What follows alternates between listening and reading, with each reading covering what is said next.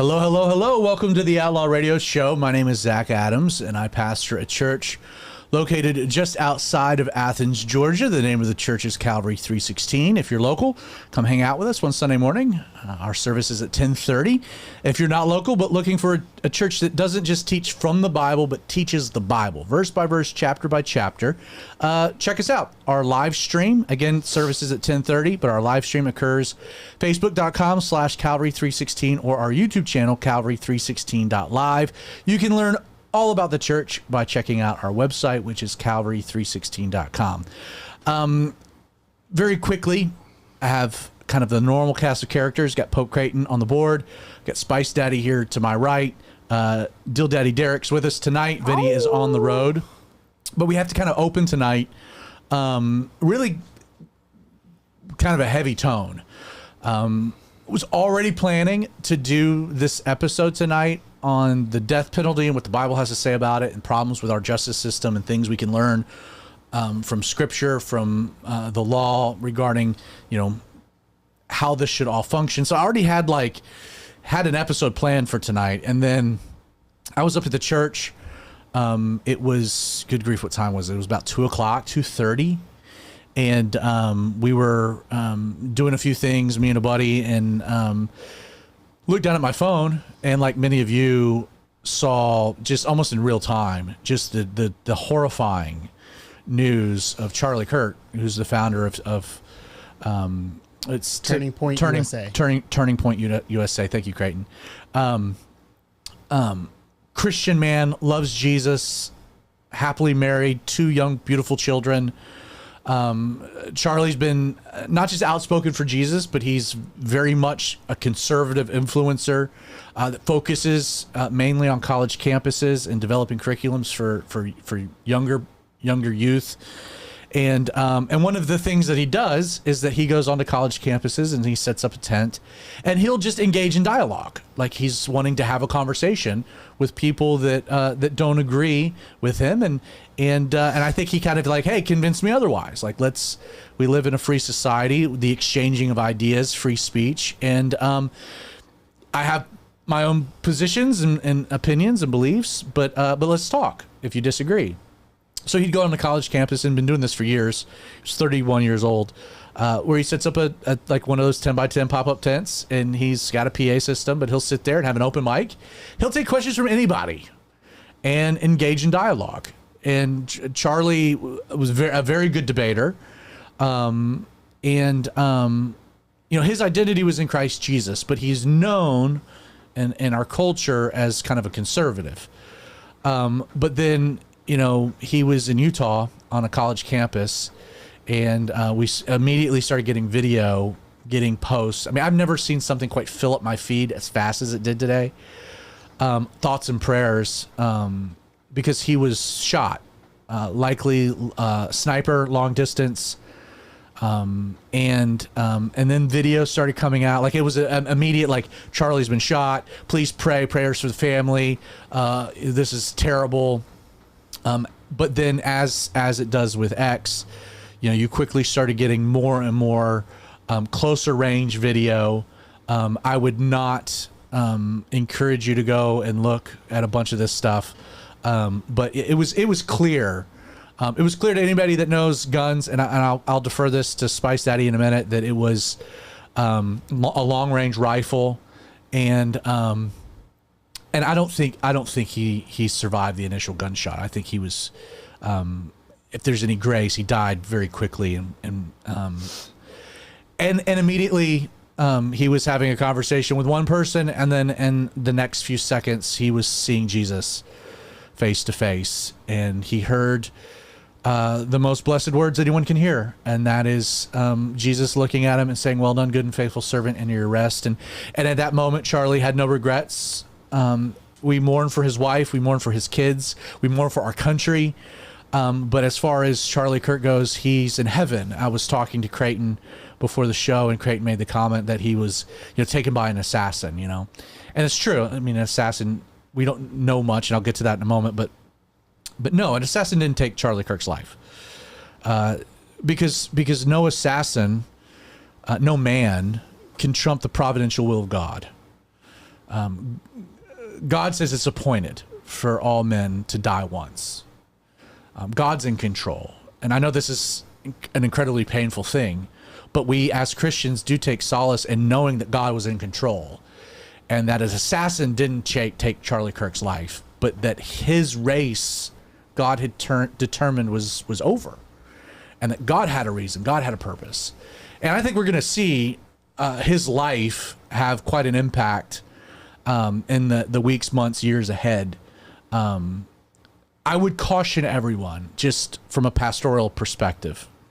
My snap judgment was like, these liberals in America and the rhetoric and calling conservatives Nazis, like they're stirring up violence and they've got blood on their hands. That might be true, but we have no idea who pulled the trigger. As of right now, at 8:05 on September 10th, we have no idea exactly who pulled the trigger, meaning that we don't know the motivation, we don't know the reason, we don't know the intent, obviously the intent to kill him, but we don't know what message was trying to be presented. We're going to find out, hopefully. We'll learn more, and I think upon learning more, we can direct our justifiable outrage in the appropriate direction. One of the things that I don't like is when tragedies get commandeered by the left, twisted, distorted, energy directed towards something that we come to find out later wasn't justified. Police brutality, things of that nature. I could run through a myriad of examples where, outrage, and then as the facts trickle in later, you come to find out like, okay, this was fake outrage and it was manipulated. Let's be careful. Let's just be careful. I think we should all be outraged. I'm angered by it. I'm angered by it because in a lot of ways, Charlie Kirk represented a lot of people that shared his beliefs and his ideas, felt marginalized, and saw within Charlie Kirk someone that was willing to articulate those things in the public square at great risk of himself. Charlie Kirk taught a lot of people that you need to believe what you believe. You need to have the reasons for that. And then you need to be bold enough to defend it, to say it, and to engage the other side. People are reacting to what they've seen. First, because what we've seen is horrific. It's brutal. But secondly, because within Charlie Kirk, we all have a measure of identity, and we take it personally as if we've been attacked. And I think that there is some justification to that. And in much the same way that you saw a lot of outrage when Trump took a bullet, off the ear. People were outraged. Why? Because he represented us. And an attack of him is an attack on us. I think with Charlie Kirk, in a weird way, like I got within the span of like 30 minutes, 6 different text messages from random people that I love, outraged and angered. Nothing has ever happened that I have gotten those same 6 brothers texting me at once, uniformed, same thought, same mind. So there is a thing to this, and it's a tragedy. We need to just be careful and be hesitant. There's a time to mourn. Let the authorities do what they need to do. I'd like to think that we can trust that we'll get to the bottom of it, whether it's from Kash Patel, the FBI director, Dan Bongino, the assistant, to Pam Bondi, the attorney general. Hopefully things won't get buried and the truth will come out, and then we can have a conversation of what needs to be done. Again, the man heard, "Well done, good and faithful servant." So we don't mourn for Charlie Kirk. He ran his race. He's in glory. He's in heaven, and he lived a good life, a noble life, a life that is commendable. Our heart breaks for his wife and children, these 2 little girls that'll grow up without dad. But they won't grow up without a dad, because we serve a God of all comfort who will meet them in their time of need as well. I think that this is a good moment to transition to a segment. We won't do the intro. We won't do an intro, but we have a segment we call Here's the Deal. Daddy Derek, Deal Daddy Derek, one of our regulars. Here's the deal. Well, the deal is Jesus. And so I want to pitch it over to Derek. We were talking just about what this should look like. And so I want you to take a moment and just speak to the audience what we should undoubtedly be taking away from the tragic events we saw today. So I'll give it to you. Look, God is good, and here's the deal. He's got a plan for our lives. He's got a plan for each and every single person that you come in contact with.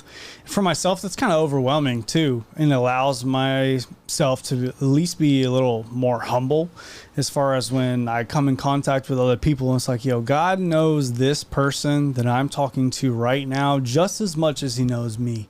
He's got a plan for you. He's got a plan for me. He's got a plan for every single person.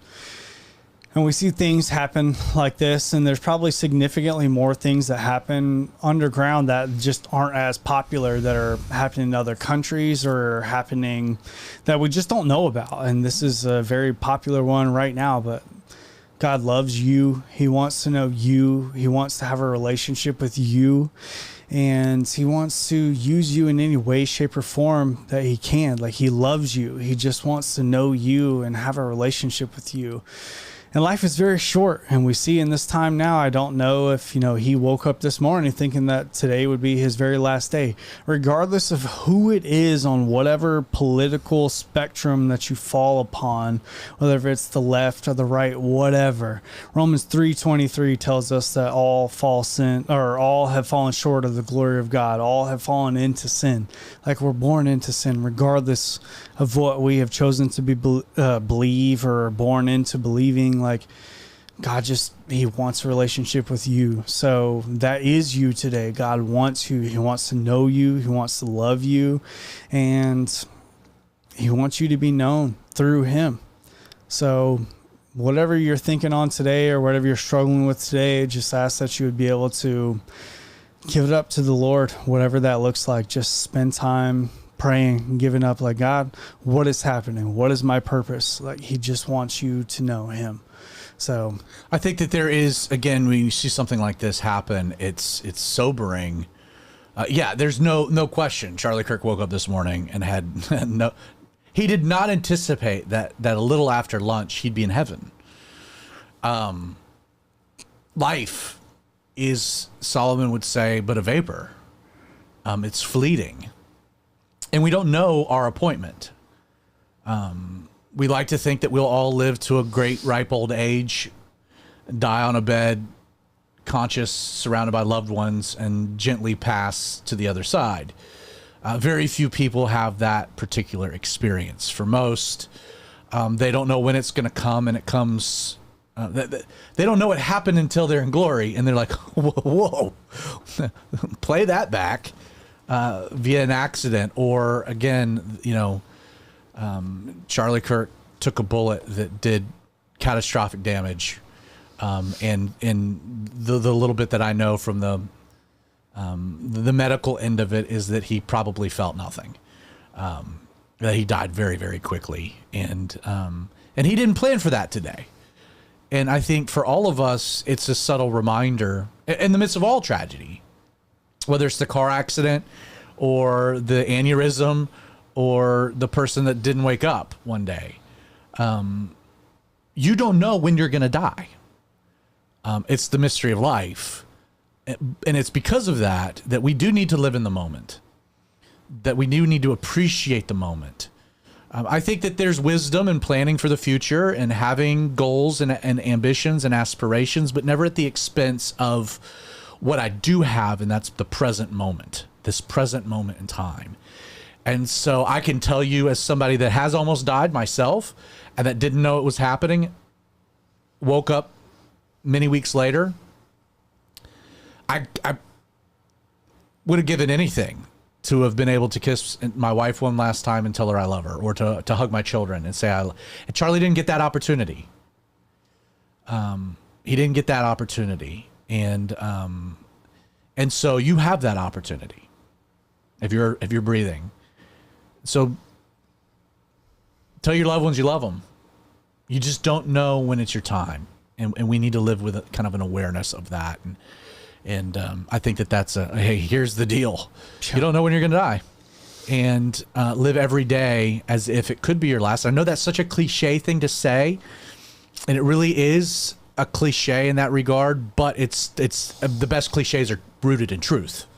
It wouldn't be a cliche if it didn't have a solid reality behind it. And that's one of those that it is. You just don't know. Spice, I want to just kind of let you, I know this has impacted you as well. Want to kind of give you an opportunity to share your thoughts. And again, we can have deeper conversations next week when we get more information.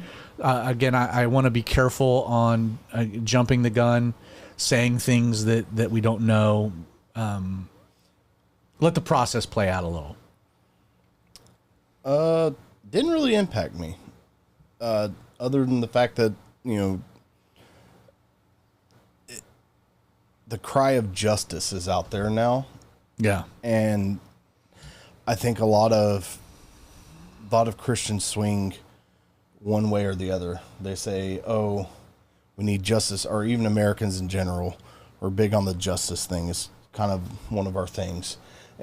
And I think of the immediate reaction when anything evil happens is justice, and we cry for it. And even in the Bible, you see justice being, like, even in Psalms, David crying out for justice for what his enemies have done to him.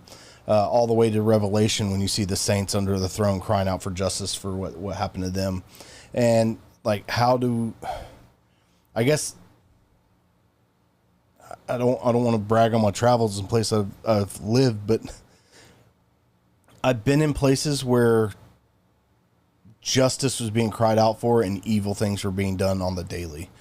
And, like, I personally know someone whose husband was assassinated in another country, and she's a dear sister, and she basically when I traveled to her country to visit and stuff like that, like, she basically told me to call her an aunt, and treated me like I was her, like, fed me, housed me, even clothed me because my bag didn't arrive in time.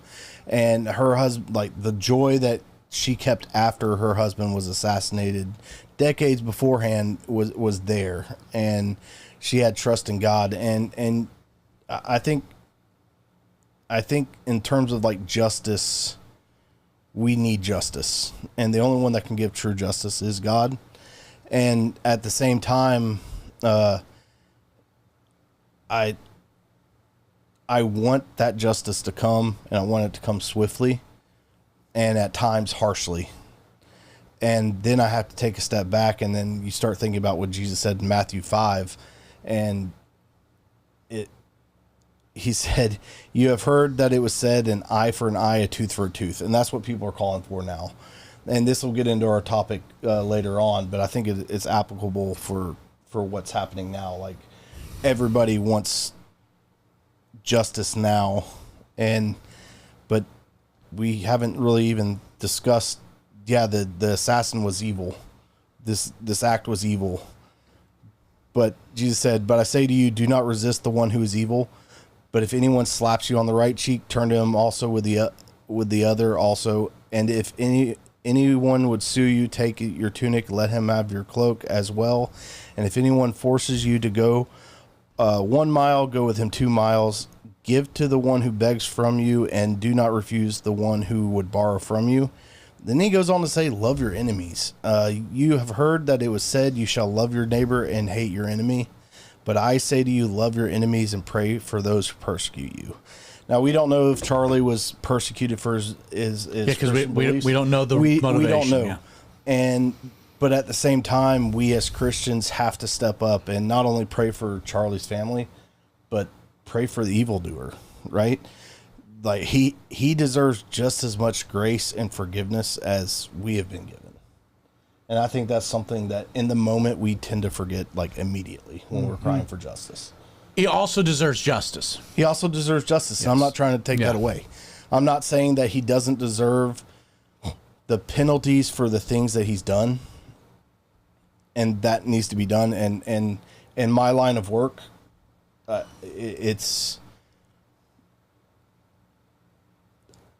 I am around that constantly of people who are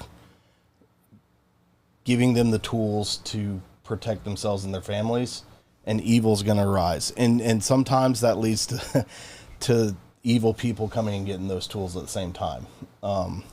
Without my knowledge. But at the same time, this is an evil world. Justice will prevail at some point. And I think we need to have some serious conversations as a society. Right. Because I don't think we're dealing with the justice angle. Right. And it's giving rise to a license to act right in brutal ways, which is the essence of our conversation tonight. Right. I want to just before I get to this though, I want to give whatever your name is over there, Creighton. Yeah. I want to give you an opportunity just to weigh in before we kind of pivot. I think you guys said basically everything that needs to be said. If you're out there and you don't know much about Charlie Kirk, I would encourage you to go watch some of his videos of his event, because he was a really good orator, and I think he might be one of the best people I've ever seen defend the pro-life position in some really, really intellectually sound ways. Really intellectually sound, and against people that were very vitriolic and angry. And he was really good at being respectful to people who didn't respect him, which is very difficult. I really like Charlie Kirk. Yeah. I think this sucks. Yeah. No. Jeez. No. You know, the backlash that you're going to see from the liberal media is, you know, that his positions ticked off a bunch of people. Yeah, saying that what he was saying was hateful towards other groups. Exactly, and that almost there's a twisting of like he got what he had coming for. You know, like who's going to go out there and talk? But like all he did was just go and engage in conversation. He just engaged, and he was so respectful in places where, like me watching the thing, I am being disrespectful to the people he's talking to from the other side of the camera. Yeah, like there are going to be a lot of people who are saying that he was a hate monger who received hate in return for hate, and I just don't believe that's true. I don't think in any of the conversation I had, and I've watched hours of him, and the people that the people who do that will like accuse you of victim blaming, and that's exactly what they're doing. Yes. You know, I will say though, and this is where I'm not sure we're really ready for this particular conversation, but we have freedom in our country to have opinions, and to voice those opinions. But our world is becoming increasingly hostile to the opinions that we hold. And so, you know, we're going to have to reach a conclusion, like whether Charlie Kirk really knew the full extent of the risks and threats against him. I have no idea. My guess would be probably, like, you know, he probably did receive quite a bit of hate mail, online threats. I mean, some of the people that I follow, they talk about like getting doxxed and having to leave their homes, and like just because of the positions that they hold.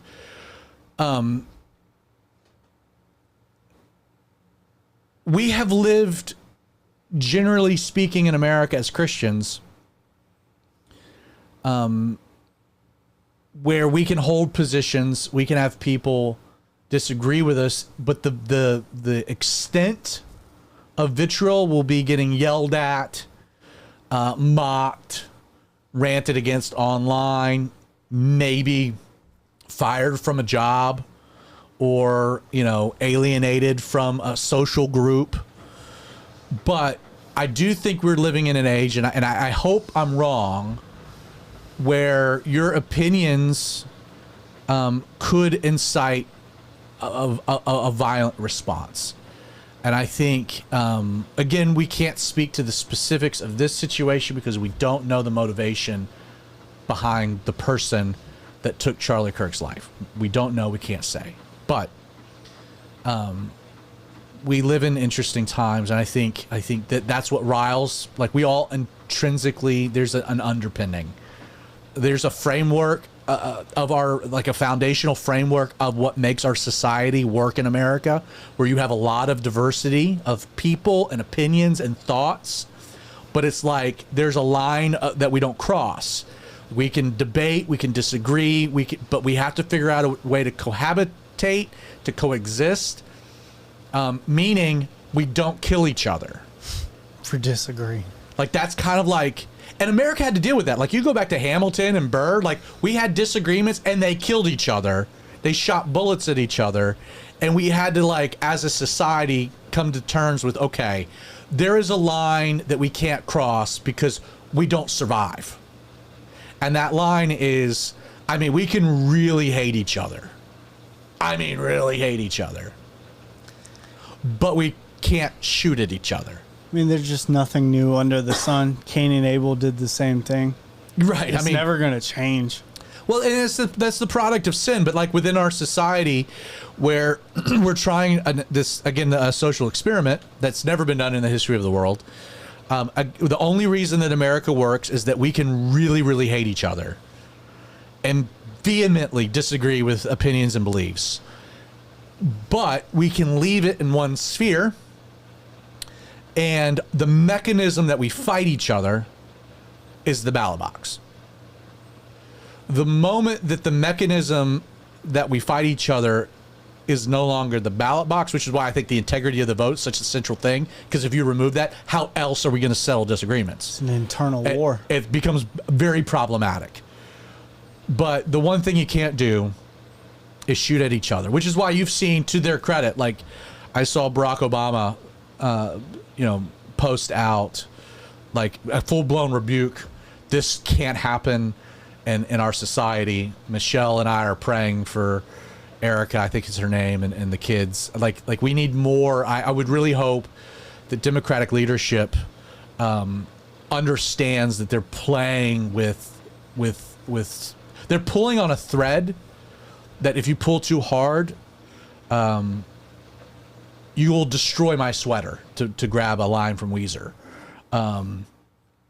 There is a thread that destroys the fabric of America, and that is when our disagreements can only be settled with bullets. And at that point, we don't live in a country that you would want to be a part of. The whole system breaks down. The whole system breaks down in a hurry. And you can, historically, you can see when that takes place. Let me transition. So again, not to pile on bad news, but like if and I sent this to Creighton just a day ago, just to see, because if there's a news story that gets to Creighton, it's the news story. Because like 98% of the news Creighton completely ignores, is oblivious to. Yeah. Which is why, like, when Creighton jumps on our Slack thread, is like, dude, did you seen this with Charlie? You're like, okay, this is everywhere. If it got to Creighton in his dungeon basement, then it has gotten to everyone. But this other story that really, I mean, it would still be dominating the news today if the events of today hadn't happened. They dominated the news of yesterday and this past weekend was all of this that happened with Iryna Zarutska. If you don't know, Iryna Zarutska was a 23-year-old Ukrainian refugee who had resettled. She had fled the war, resettled with her family in Charlotte, North Carolina. On August 22nd, and what's crazy is you guys didn't know that this was on August 22nd, Iryna was fatally stabbed on a Charlotte area transit system train while riding home from work. The attack was captured on video. She enters the train coming home from her job at a pizzeria. She sits in the front row right there at the entryway. There's a gentleman behind her, a black man, long dreads, etc. She's just on her phone, not a care in the world, didn't say anything to anyone. And this man just out of nowhere gets behind her, grabs the side of her head, and just stabs her violently in the throat. There was video of this.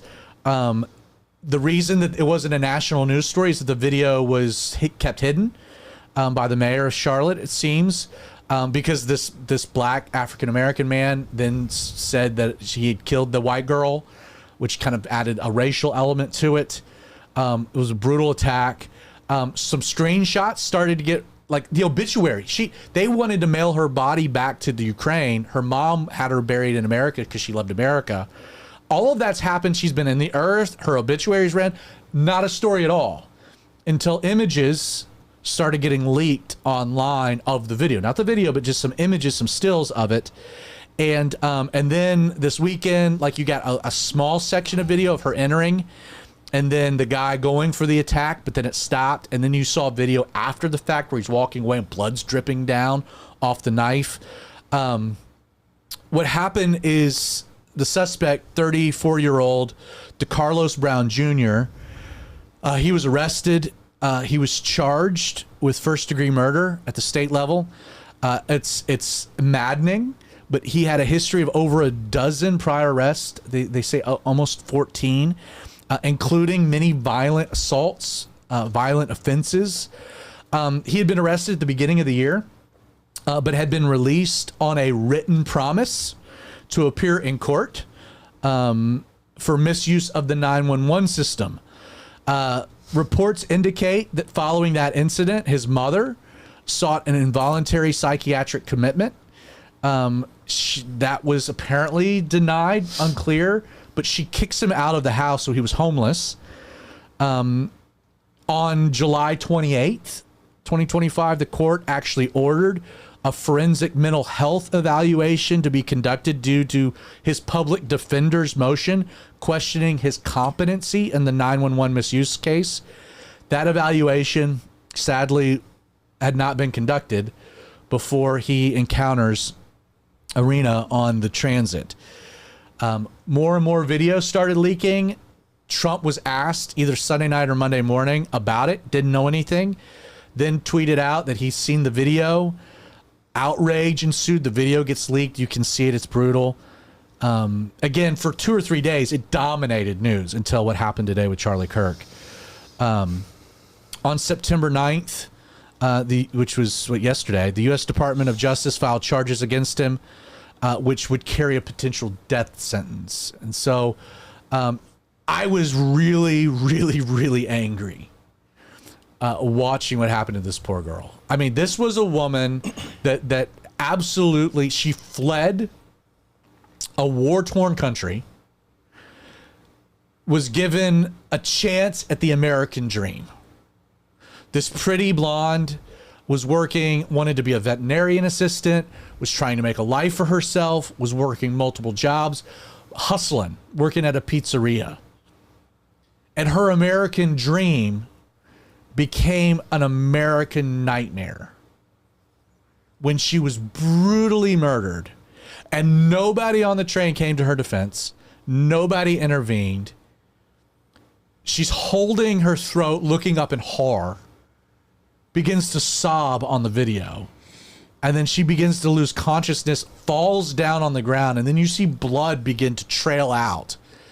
And like, I've been beside myself. Like, our 2A activists, she could have been armed, wouldn't have helped her. He had basically a pocket knife. Like, this was demonic. This was a breakdown of the system. He had been arrested 14 times for violent things, let out most recently on a written promise that he'd show back up. His mom is trying to have him involuntarily committed because he's schizophrenic. And that doesn't happen. Like, the system completely failed this poor woman. And it's outrage. The outrage. Like, the Charlie Kirk thing, we'll get to that. We don't know enough information about where to direct the outrage. But with this one, I feel like I know where it needs to be directed. And that is the fact that there is virtue, and we need to have a serious cultural conversation. Maybe tonight begins the spark of it, about the death penalty and the virtues of the death penalty. The death penalty is something that God instituted within his people, the nation of Israel. And what's interesting about the death penalty was for all kinds of things within Hebrew culture. Like, let me run down kind of just a flyby list of things within the Levitical law that demanded death penalty. Like, that God is saying to his people, if this happens, this person dies. And in Jewish culture, stoning to death was the primary mode of execution, because it was, well, it served two functions. A, you had a lot of rocks, like, so it was pretty easy. It required the community to be involved. And so it sent a very clear message to everyone.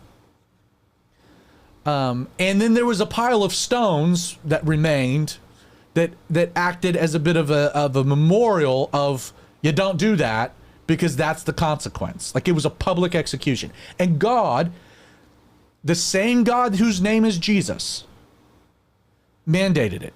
I'm not going to get, for the sake of time, into all of the scriptures. Murder, first and foremost. The intentional killing of another person, there was no sanctuary permitted at all. You were to be executed. Now, involuntary manslaughter, there were stipulations of cities of refuge so things could be adjudicated. You'll find that recorded in Numbers 35, Deuteronomy 19.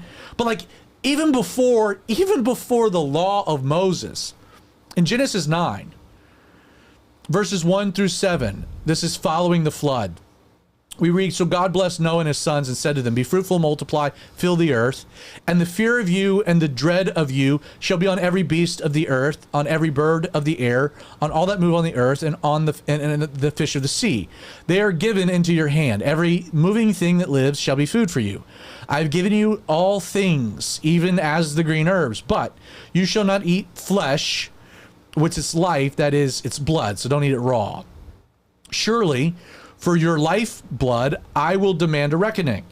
From the hand of every beast, I will require it, and from the hand of man. From the hand of every man's brother, I will require the life of man. Whoever sheds man's blood, by man his blood shall be shed. And why is this so important to God? For in the image of God he made man. And as for you, be fruitful and multiply, bring forth abundantly in the earth and multiply in it. God, many years, probably roughly 600 years, 500 years before the law, before Sinai, to Noah and his sons, because you were made in the image and likeness of God. If man sheds another man's blood, by man his blood will be shed. This is capital punishment. This is a death sentence. God is very clear on it. This man that killed this poor young woman, we have the video. There should be a fair, quick trial, an expedited sentencing, and a swift public execution by the end of the year. I had a brother with this thing with Charlie Kirk. Whoever it was that did the shooting, for whatever reason, doesn't matter. Fair trial and a swift execution. Murder requires the death sentence. You know, causing a miscarriage through violence, because God views life in the womb, also would demand a death sentence. Exodus 21, verses 22 through 25. If men fight and hurt a woman with child so that she gives birth prematurely, yet no harm follows, he shall surely be punished accordingly as the woman's husband imposes on him, and he shall pay as the judgment determines. But if any harm follows, then you shall give life for life, eye for eye, tooth for tooth, hand for hand, foot for foot, burn for burn, wound for wound, stripe for stripe.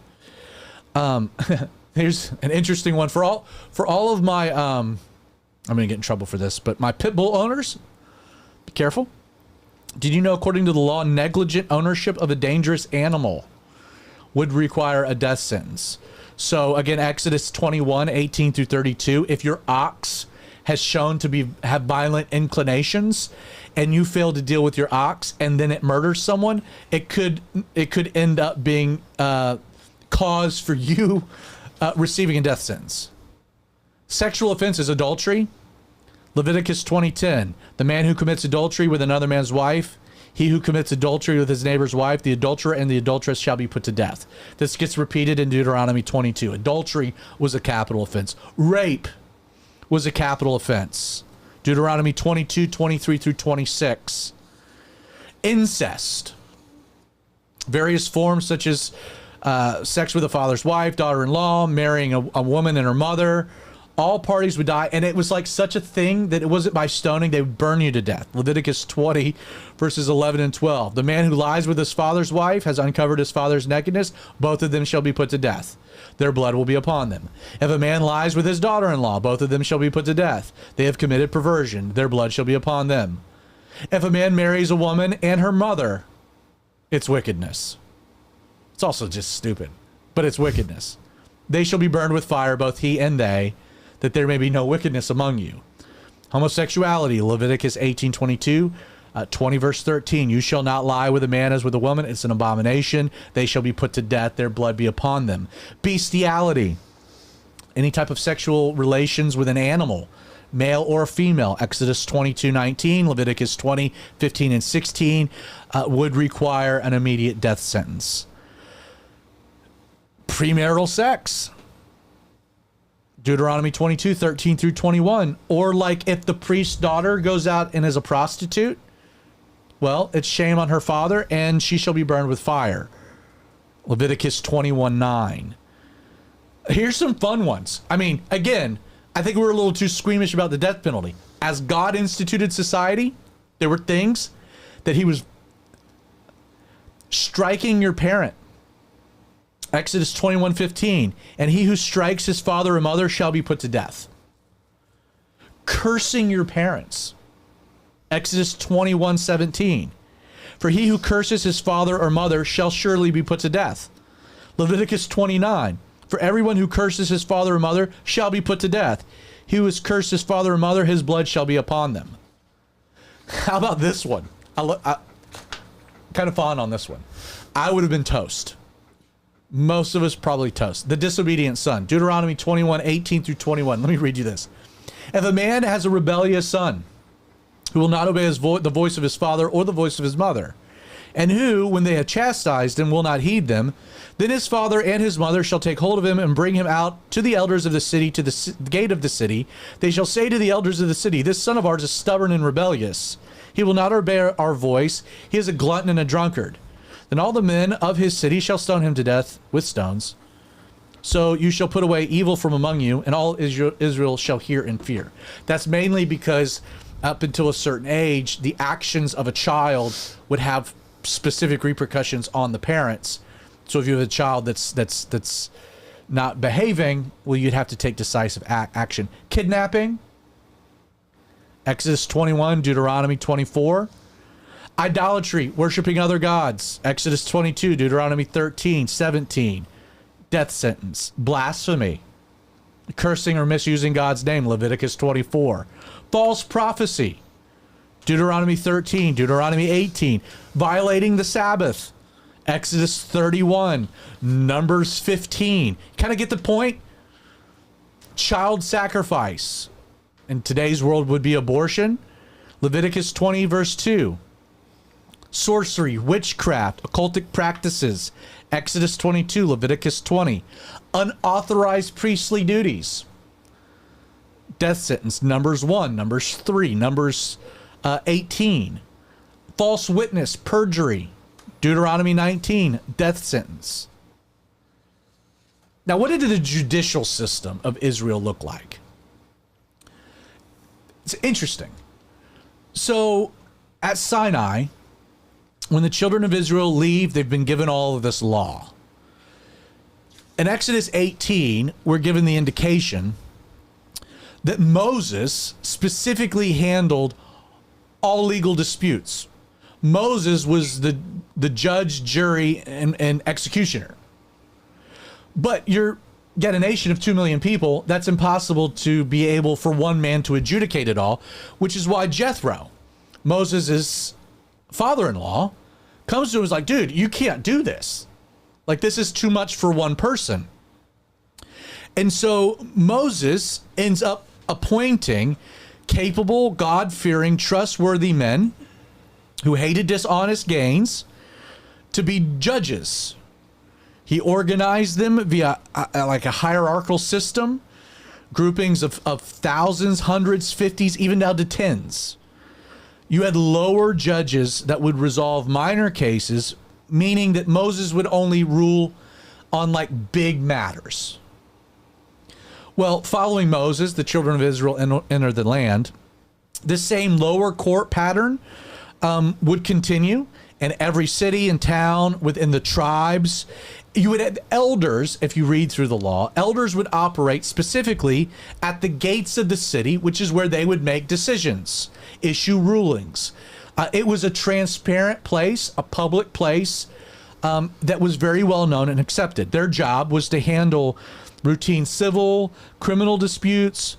They would handle homicides, assaults, thefts, property damage, lawsuits. You can read all about this Exodus 18, Deuteronomy 1, Deuteronomy 16. You can actually read an example of this in practice in the story of Ruth. Ruth chapter 4, you can see them going to the elders of the town of Bethlehem asking for a judicial ruling. If there was anything that couldn't be decided on the lower court level, there was what was referred to as a higher court that was made up of the priestly class. So if there were disputes that weren't reconciled on the lower level, they would then be taken to Shiloh, where the tabernacle was, and a group of priests would hear the case, acting a measure of it like a Supreme Court, and then they would issue an official ruling.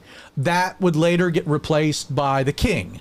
You have examples of like Solomon having a case brought before him that he has to make a determination whose child this is, etc. Deuteronomy 17, let me read a few verses. Whoever is deserving of death shall be put to death on the testimony of 2 or 3 witnesses. He shall not be put to death on the testimony of 1 witness. The hands of the witnesses shall be first against him to put him to death, and afterwards the hands of all the people. You shall put away evil from among you if the matter arises which is too hard for you to judge, between degrees of guilt or bloodshed, between one judgment or another, or between one punishment or another, matters of controversy within your gates. Then you shall rise up, go to the place which the Lord of your God has chosen. You shall come to the priests, the Levites, to the judges who were there in those days, inquire of them, and they shall pronounce upon you the sentence of the judgment. And then in Deuteronomy 17, the law stipulated that if you were given a judgment by the high court and you refused to obey or follow through with that judgment, you want to take a guess what the consequence was? Capital punishment. You were executed. Romans chapter 13, verse 1 is clear that we're subject to the governing authorities, even to the point of the sword. While the New Testament doesn't speak to capital punishment at any length, it does affirm the idea that there is a justification, and you can't avoid the fact that God had it woven into the fundamental fabric of Hebrew culture. Now, the law's central focus was twofold. First, the law it sought to provide justice, like the primary role through all of the law was to provide justice for the victim through a core principle known as restitution.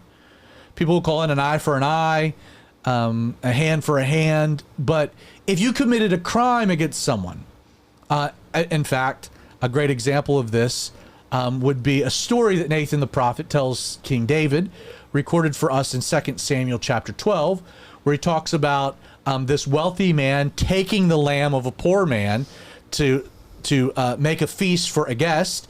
The ruling, according to the law, would be that the restitution would be fourfold. So you've harmed the guy. The emphasis of the law is to make the victim whole by requiring of the perpetrator restitution. That was universally the concept within the law. If you killed if you stole from a man, you had to give back.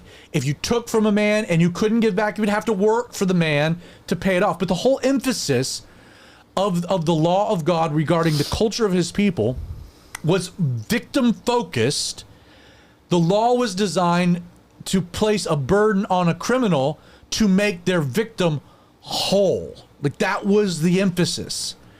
The other focus was that the law was crafted not just to make the victim whole, but it was to maintain social order by deterring unlawful behaviors and eliminating threats in which, well, let's be honest, retribution was impossible. If you go back through all these things that have a death sentence, they were all crimes that would be committed in which there is no way to restore the victim. You take someone's life, how do you restore that? You can't. In which your life is taken. If your actions causes a miscarriage, you can't restore it, so your life is taken. If you rape someone, you have taken something that you can't restore. Restitution is impossible, so that what's now required? Your life. Adultery, well, you've stolen something. And can you ever make that whole? No, not at all. And then there are other crimes that fit within the classification, of which there is perpetual recidivism and indications like you don't come, like bestiality tells you something about the individual. They're not fit for society. So we're not going to allow them to be in society. Sorcery, black magic, blasphemy, things of that nature. If a child takes the honor of their parent through dramatic action, you can't restore that. So the law's focus was to provide justice for the victim through the principle of restitution, while also maintaining social order by deterring unlawful behaviors and eliminating threats.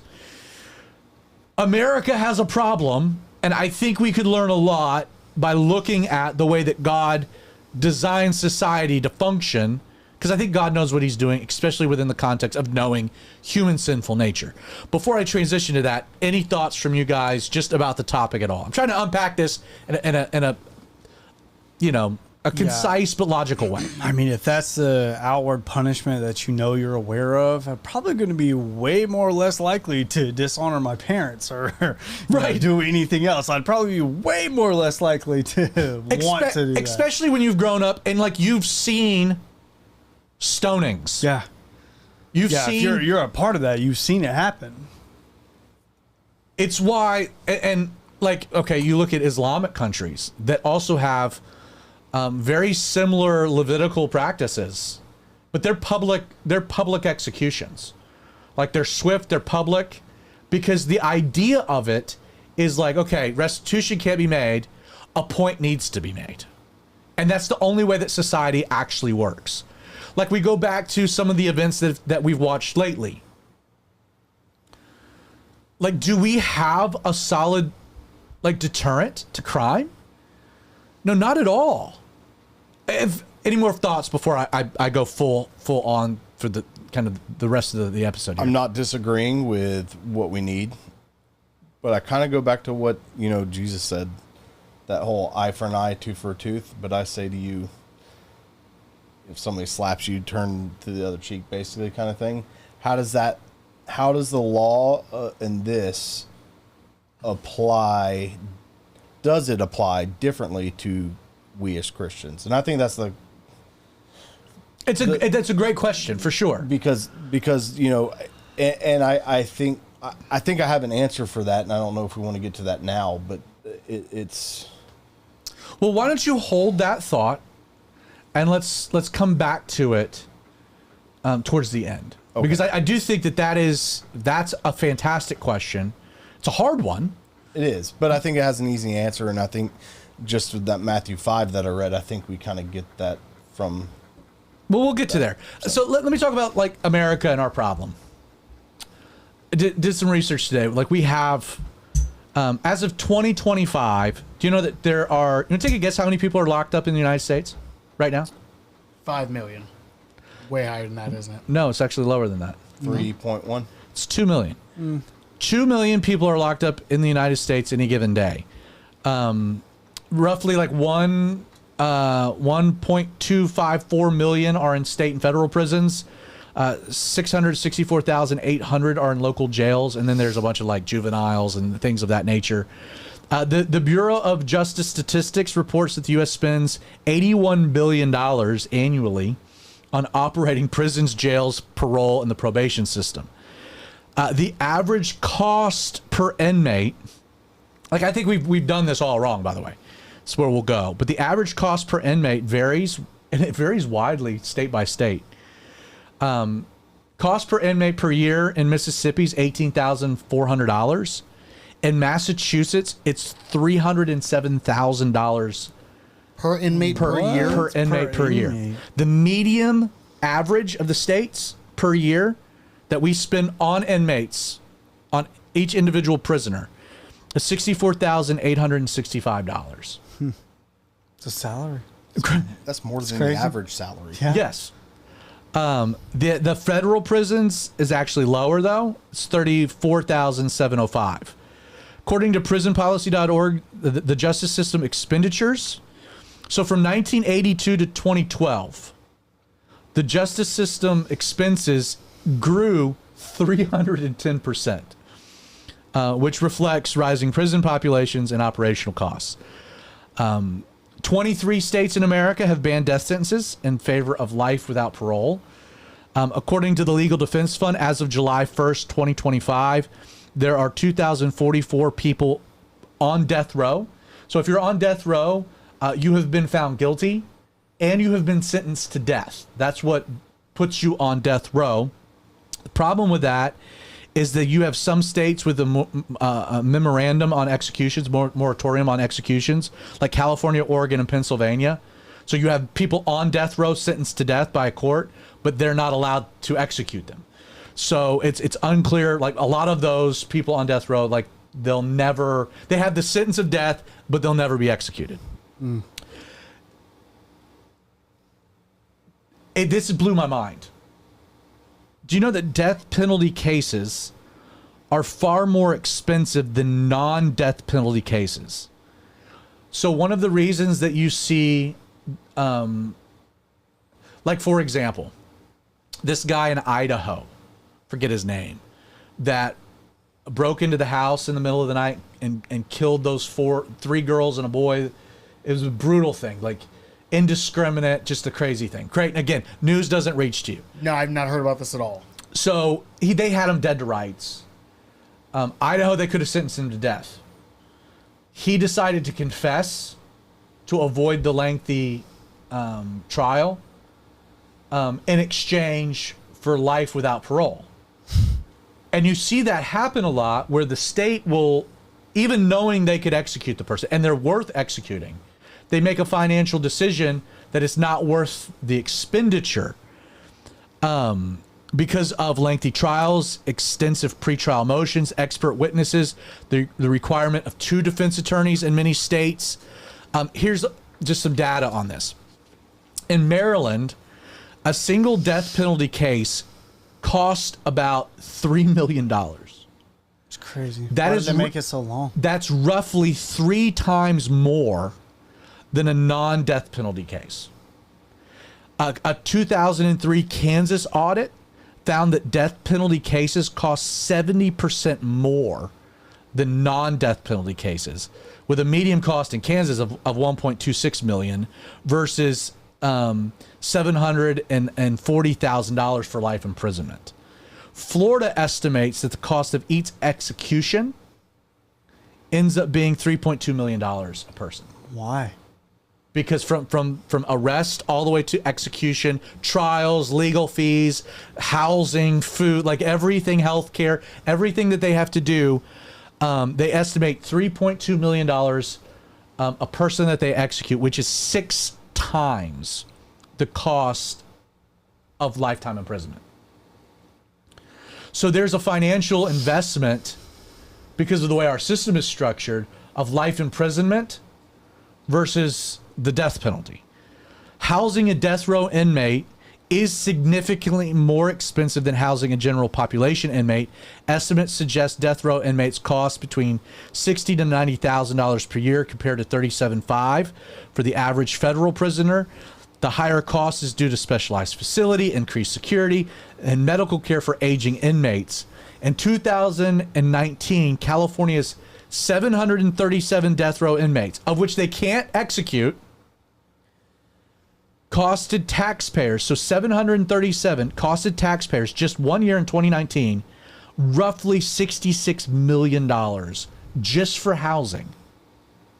In total, California's death row system cost taxpayers $137 million annually for 737 inmates, compared to $11.5 million for a life without parole alternative.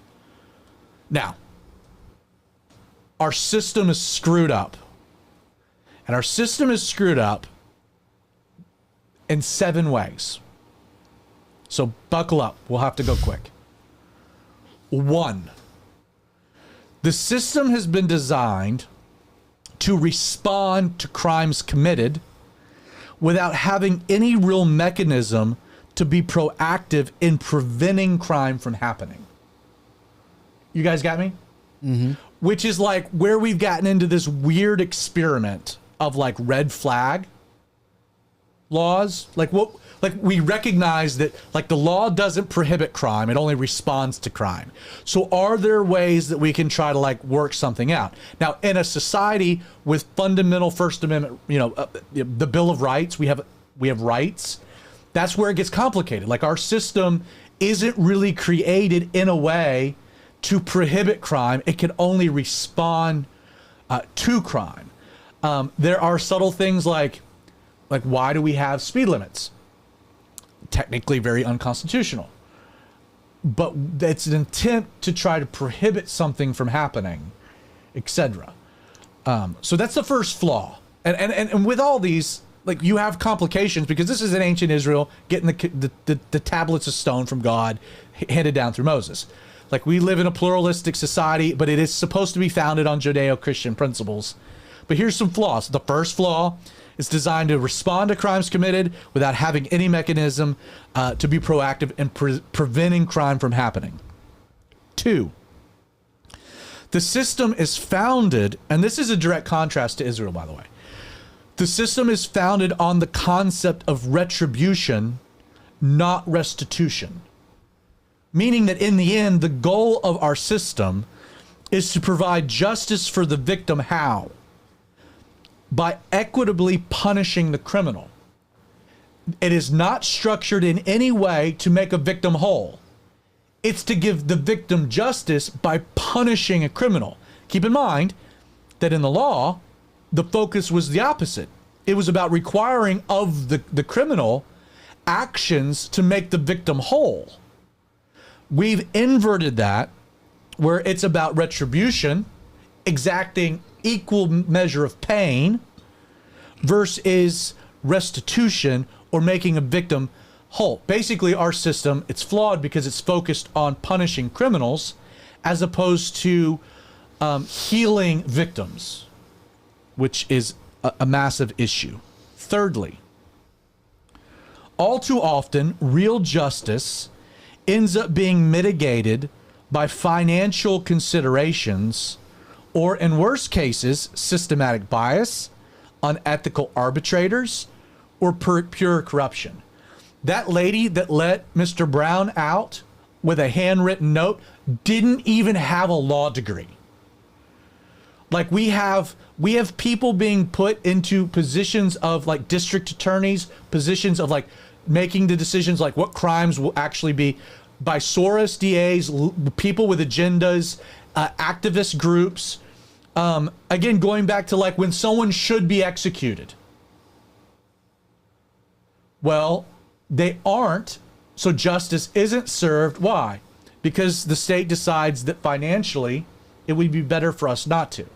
Now, I think the easiest solution to that is to make public executions much swifter, and you can save a lot of money in doing so. But real justice, and it's a flaw within our system, gets mitigated by other factors.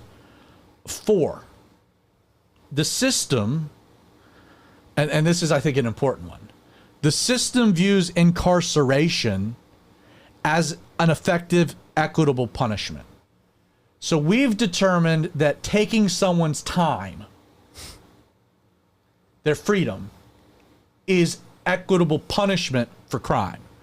So you rape someone, and we determined that 12 years in jail is an equitable punishment for what you've taken from that young woman. And society's going to pay for you to survive. And we're going to pay for it all. But what's fascinating is in Israel, in the Levitical law, you know what you will not find any mention of whatsoever? Prisons. Jails or prisons do not exist. Why? Because time was not viewed as okay, it could be retribution, but it's not restitution. So do the crime, pay the time. Okay, well, the problem is that doesn't do anything for the victim, and that's a problem with the framework of society. You can spend as much time in jail as you want. You're not going to add any time to me. Yes. Right. Right? Like, well, and that's the problem. You kill someone, like this poor woman. She's dead. Like, and her family has had, like, it's been ruined forever. The guy deserves to die. He doesn't deserve to live his life in even a supermax.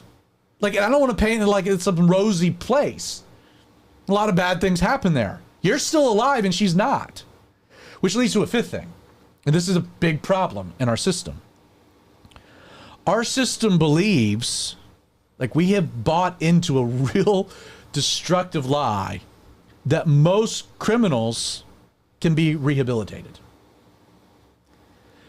There was a BJS study that tracked approximately 400,000 prisoners who were released in 2012 across 34 states, and they followed these criminals over a 5-year period.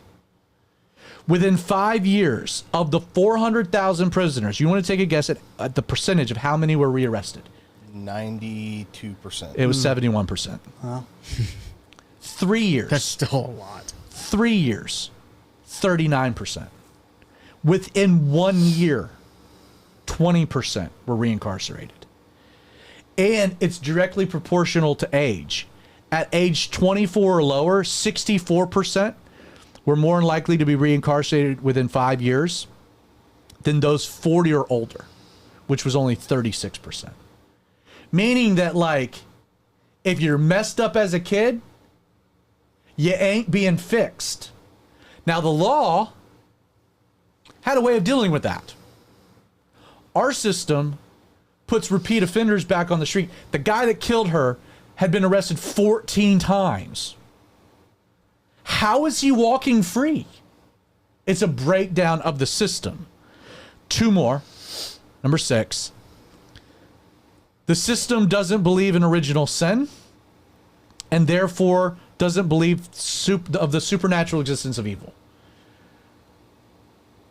There is evil in the world, and evil must be dealt with decisively. And people are not, and again, this ties into rehabilitation. We believe that you've been corrupted by environment, etc., as opposed to, no, you're born sinful with terrible inclinations. And apart from, like, regeneration and new birth, you're going to do it again because you're still a sinner and broken, and you had those same tendencies. Which is, again, you go back to, like, you know, people that commit adultery are way more likely to commit adultery again. People that rape are way more likely to rape again. Child predators, pedophiles are not rehabilitated. So what do you do with those people? We pay for them to sit in jail? No, we take them out and we send a point that you don't do this in our society. Lastly, and this is where it all ties together, what's a problem in our system? Our system doesn't value the death penalty's role in maintaining social order. God had the death penalty at the center of the law that governs society, because there was to be a deterrent for certain behaviors. And in our society, It was to be, by the way, it was to be public. It was to be brutal. But it was to send a message because society must have that at its basic foundation. And it's almost like stoning specifically is almost communal in nature. Oh, it's Like it is very communal. The whole community stones you. It's not like one person says that you are no one person puts somebody to death in a stoning. Well, you get to the Wild West. The Wild West, you had public hangings, firing squads that required communal involvement. Yes. The guillotine in France. And that was the whole. We're all saying you don't get to live with us anymore. You are not allowed to be a part of our society. Roman crucifixions. It was again, the death sentence was to articulate something that was critical to social cohesion and the fabric of that society remaining together. And we have some really terrible things happening in our society. And my point is that I think that there is virtue in the death penalty. And I will add like maybe a 0.8. Part of the problem is that we don't understand that death isn't the end of the person's existence.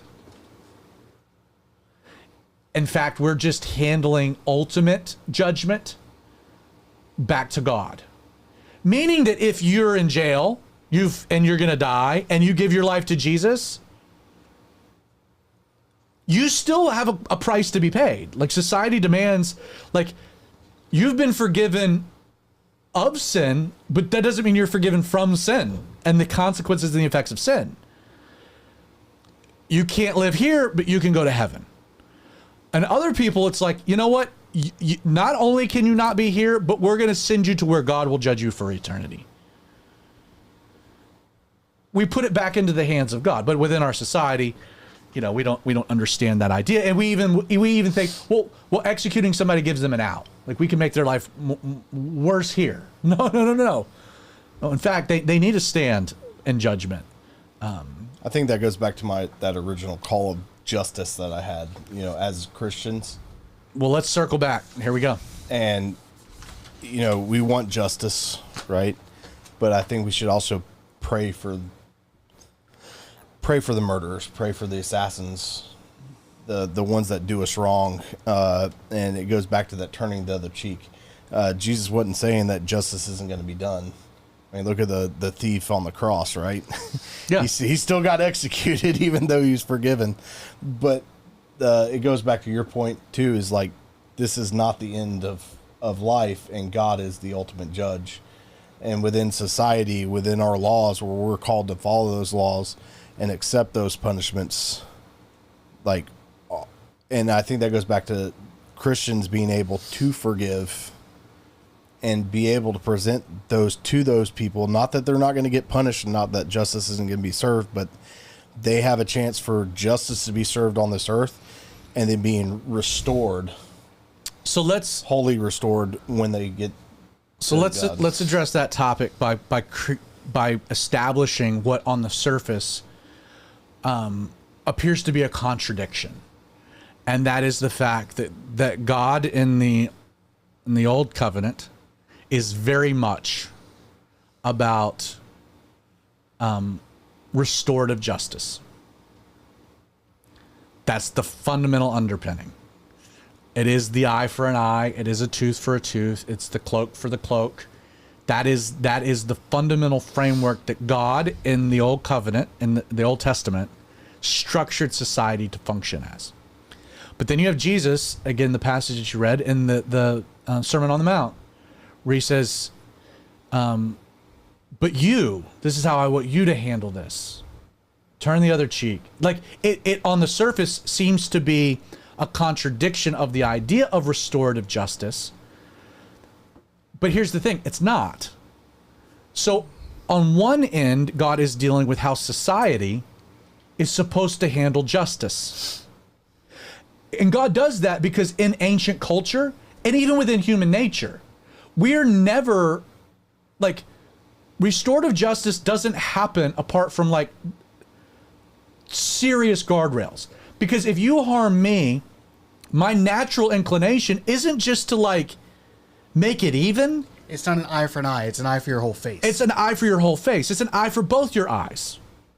Like that's the natural inclination, is I want to get back at you and then some. And God's like, okay, yes, there's justice, but we're gonna establish what justice really looks like to prohibit the sinful, overhanded nature of what our natural tendency would be.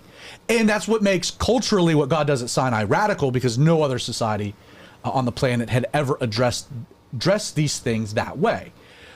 So God is establishing this principle for society. Like, what does justice look like? Well, what justice looks like is you harm me, there is this measure of restoration. Now, Jesus comes along, and he's not speaking to society and how society is structured and functioned. He's speaking to us as individuals. Does restorative justice occur? So if you steal from me, you harm me, and I decide as the victim to forgive you, where I'm not going to require of you what justice demands. In doing that, there is restorative justice. It still fits. Why? Because me as the victim have made the decision that I will incur the loss in order to forgive you. Now, societally, I mean, there are some things that you might do that society's like, that's great. The victim should forgive. But as a society, we are going to maintain just and order. And therefore, this is what's going to happen next. So, like, we can absolutely forgive. Like the family of this Ukrainian girl. If they hate this man for the rest of their life, that will be a continual detriment to them. The only way that family is going to, you know what? They're not going to even feel whole when he's executed. They're only going to feel whole when they're able, through the power of Jesus Christ, to forgive. That's the only way a victim is ever freed of bitterness, is to forgive. And that's what Jesus is talking about in the Sermon on the Mount. Now, that doesn't mean that as a society, we say, yes, that's how you'll gain healing. That's how you gain liberation. But we got to also keep the fabric of our society together. So we're going to take him out, put him on a train, and cut his throat 3 or 4 times, let him bleed out, and send a message to everybody else: you don't behave like this. You see what I'm saying? Yeah. And I think that's where again, you turn the other cheek. Well, yeah, I mean there's a principle there, but that is not in contradiction of restorative justice. And you can't turn the other cheek if you've been murdered. but also true. But what it ultimately boils down to is this whole concept of restoration, right? Even if I'm murdered and I'm a Christian, I'm restored. I'm made whole. Not in this life, but in the next one. And I think that's where that comes into play, as us as Christians being able to bring the whole concept of the death penalty into a justifiable punishment in our society. Whereas I think you see in the news, you see in a lot of people, they're like, oh, shouldn't murder people, even if they've murdered other people, no death penalty kind of thing. No, justice has to be done in both our society and, like you said, in the afterlife, in heaven, and where God's the judge of that. And either way, it's being made whole, whether your murdered body is made whole, or, God forbid, you're not a believer and you get murdered, then it was a bad day. And I think that goes back to what Derek's here's the deal: is like you don't know the time or the hour, right? When it's going to happen. I mean, teenage boys know that all the time, and I've had my fair share of close calls, and you know you could just be sitting there and fall over dead in one. Let me add, just to acknowledge a measure of nuance to the conversation, by just pointing out that yes, related to the topic of the death penalty is a conversation about making sure someone's guilty before you execute them, and certain things that have happened within our justice system where, you know, it's not perfect. The conversation can be had that that there's a different tier, that we should have a conversation about, like different tiers of conviction. When you have video of the guy murdering the person, that's what we're talking about. We're not talking about the circumstantial evidence. We're not talking about Harrison Ford in The Fugitive, who ends up, it was the man with the one arm, the one-armed man, and he has to break out of prison and in order to prove his innocence, and come to find out that, you know, like they were going to execute the wrong guy. That's not what we're talking about. Like where there was only circumstantial and there was no eyewitnesses, and you know, and we don't, you know, again, there is room for some nuance within the conversation. So again, when you talk about the death penalty, this could, who knows how it'll play out. Probably get ratioed, no one will see it, but neither here nor there. Pope C, let me give you an opportunity for final thoughts. We were going to do a Spice Daddy Diggs. We'll push that to next week. We're out of time. Get any final thought?